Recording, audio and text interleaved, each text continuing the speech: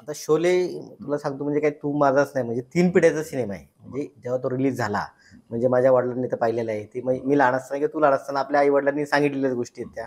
मग तो टुरिंग टॉकीजपासून तर बरं आता 50 वर्ष म्हणजे आता मल्टिप्लेक्स किंवा इतर गोष्टी झाल्या. मग त्या काळात तो गावागावात दाखवला जायचा. त्या सगळ्या गोष्टी होत होत्या.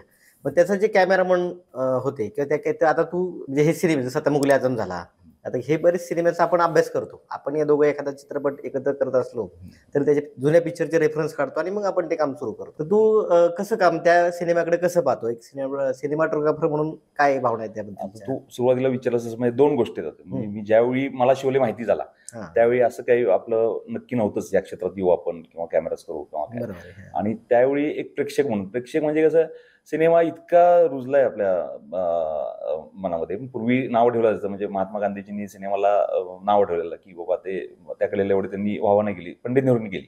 त्यांना त्याचं महत्व होतं. आणि पण आपल्या गावाकडे पण अजून आपले आजोबा वगैरे रागवायचे आपल्याला. म्हणजे हं, हं. सिनेमा हे कसे हां, काय म्हणजे म्हणतात जरा शौकवाल्या गोष्टी आहेत त्या हां, खूप काही जगण्यासाठी म्हणजे तुम्ही काय गरजेचं नाही हां, तेवढं काही. हां, असं एक होतं. पण ते हळूहळू बदलत गेलं. ती सुरुवात आपल्या आई-वडिलांच्या पासून झाली आणि त्यात शोलेसारखे सिनेमे त्यांनी खूप महत्त्वाची भूमिका घेतली असं वाटतं मला. म्हणजे मी पहिल्यांदा शोले 8वीत असताना बघितलं असेल. मला अजून पण तारीख आठवते. आता ते 26 जानेवारी होती त्या दिवशी. अच्छा. 26 हां. जानेवारी 1996. पुढे बघितलं दूरदर्शनवर आणि बरोबर. त्याच्या आधी आता हे प्रमाण बंद झालं. हं. ऑडिओ कॅसेट असायच्या डायलॉगच्या. हो, ते हो. सौदागरसारखे पिक्चर, तिरंगासारखे पिक्चर ज्यात भरपूर मुळात आपले हिंदी सिनेमे सगळे हो, टॉकी हो. असतात किंवा मराठी म्हणा.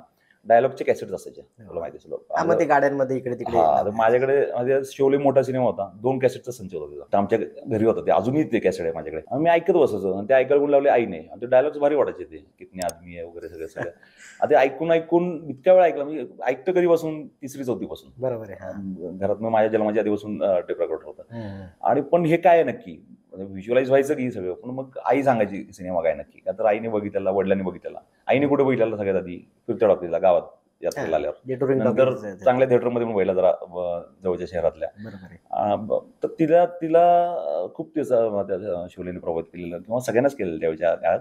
मग ते माझ्यासारख्या प्रत्येकाच्याच घरात होतं की ज्यांनी घरच्यांनी वडीलधाऱ्यांनी सिनेमा बघितलाय आणि ते हं. ऐकवतात मुलांना. आणि तसंच मी पण त्याच्याविषयी ऐकलं होतं आणि मी माझ्यासमोर एक असं एक पात्र आहे जसं तू आहेस.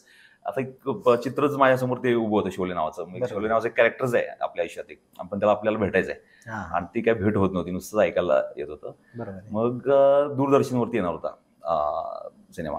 पण आईचं आमच्या म्हणणं होतं तो सिनेमा असा आहे की टीव्हीवरती बघण्यासारखं नाही. ते मोठ्या मोठ्या पडद्यावरती पडद्यावर बघितला पाहिलं पाहिजे. पाहिजे. 70 वगैरे सगळ्या त्याचा कॅनव्हास. तर नशीब असं की त्याच्या 1 आठवडा आधी म्हणजे दूरदर्शनवरती येणार होता सिनेमा. त्याच्या 1 आठवडा आधी आमच्या थिएटरमध्ये आला कराडमधल्या.